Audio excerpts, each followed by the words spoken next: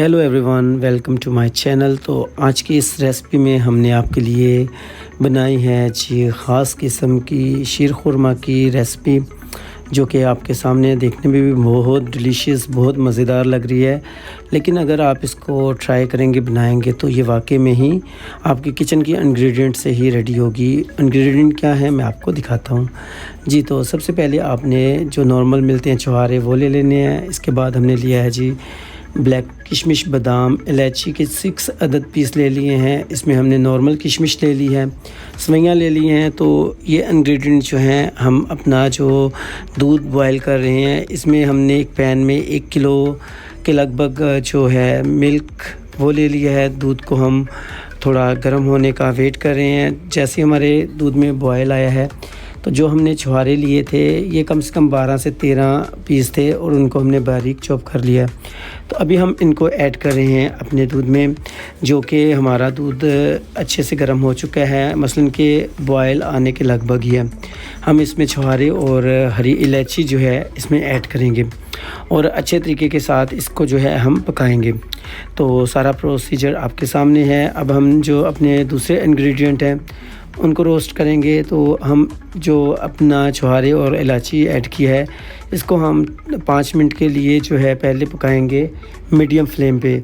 और साथ ही में हम एक पैन में अपने कुकिंग ऑयल को ले लेंगे। पैन को हमने जो है मीडियम फ्लेम पे रखना है और 3 से 4 स्पून जो है हम कुकिंग ऑयल के ले लेंगे।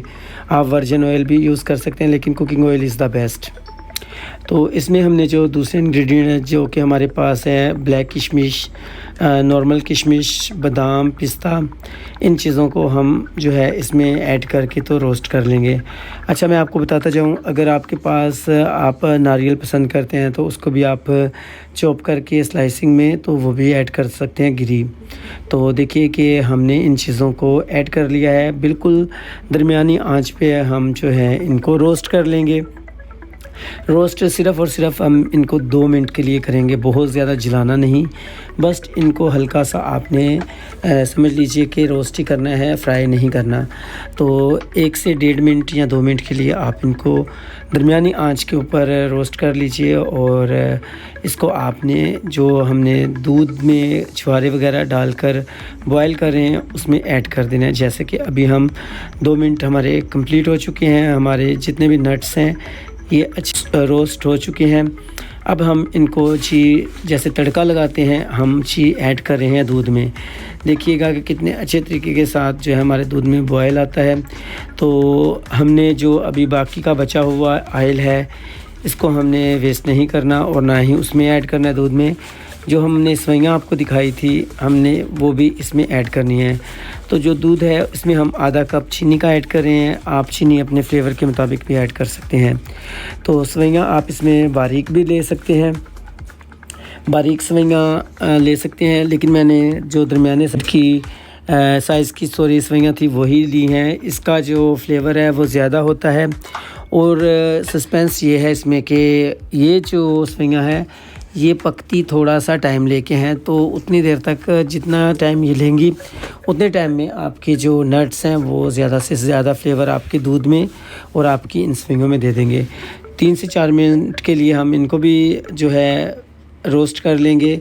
ये जैसे ही अपना कलर चेंज करेंगी तो आपने जो है इनको दूध में ऐड कर देना है।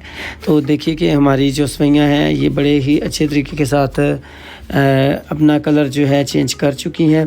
तो अभी जो है हम जो ऑयल है और जो ये सवैयाँ हैं, इनको हम उबलते हुए दूध में ऐड कर देंगे। तो ये देखिएगा बड़े ही अच्छे तरीके के साथ जैसे हम तड़का लगाते हैं ऐसे ही हमारे दूध में बॉयल आया है। और अभी जी हम अपनी जो ये रेसिपी बना रहे हैं, इसको एक दफ़ा हम अच्छे से मिक्स करके तो बिल्कुल लो आंच पे कम से कम 10 मिनट के लिए पका लेंगे। तो हम सारी चीज़ों को अच्छे से मिक्स कर सकेंगे अभी इस दौरान।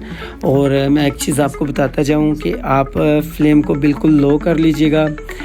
मैं कोशिश कर रहा हूं कि आपको फ्लेम दिखाऊं कि कितना लो हमने कर दिया है फ्लेम को, बिल्कुल लाइट फ्लेम करके। तो इस कंडीशन में हमने आके जो हमारे पास नारियल होता है, आप इसको क्रश कर लीजिए।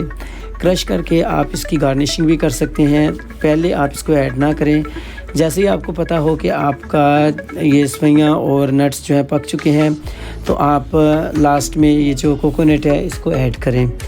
अगर आप पहले ऐड कर देंगे तो इसका टेस्ट जो है बहुत ही अजीब सा हो जाएगा। तो जैसे ही आपका 1-2 मिनट रह जाए या 2-3 मिनट रह जाए, तो आप उस दौरान अपना जो है कोकोनट ऐड करें।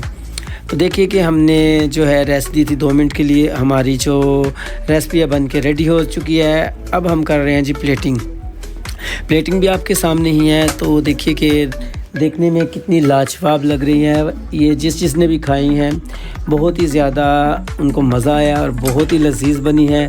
अगर आप ईद पे बनाते हैं, अगर आपके घर में गेस्ट आते हैं, तो ज़रूर इस रेसिपी को ट्राई कीजिएगा, दावतें लूटिएगा और ज़रूर मुझे कमेंट में बताइएगा अगर आप इस रेसिपी को बनाते हैं तो आपका एक्सपीरियंस कैसा है। अगर आप लोग चाहते हैं कि इसमें बहुत ही मज़ेदार सा खोए का फ्लेवर आए, तो आप टेट्रा पैक क्रीम जो है वो भी 2 स्पून इसमें ऐड कर सकते हैं।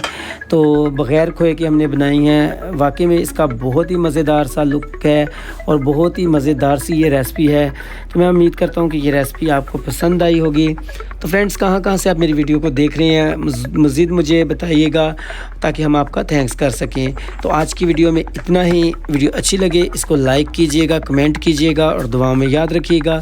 Thank you so much for watching. Bye bye, take care.